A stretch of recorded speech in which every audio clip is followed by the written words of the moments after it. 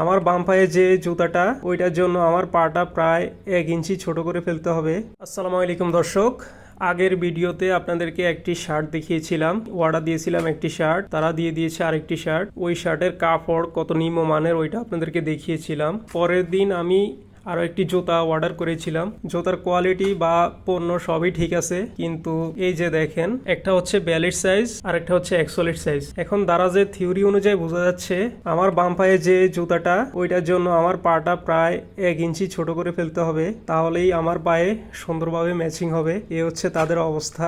আমি দারাজ কর্তৃপক্ষকে বলবো, আপনাদের যারা এই পণ্যগুলো প্যাকিং করে তারা কি ডেট ওভার গঞ্জিকা সেবন করে এই মালগুলো প্যাকিং করে কিনা, এটা আপনারা অবশ্যই খতিয়ে দেখবেন। না হলে আপনাদেরই এইভাবে আস্তে আস্তে সুনাম নষ্ট হচ্ছে। ভবিষ্যতে দারাজ থেকে কোনো কিছু অনলাইনে অর্ডার করতে অত্যন্ত সাবধানে অর্ডার করবেন, না হলে আপনারাও আমার মতো মারা খেয়ে যাবেন। ধন্যবাদ সবাইকে, আল্লাহ হাফেজ।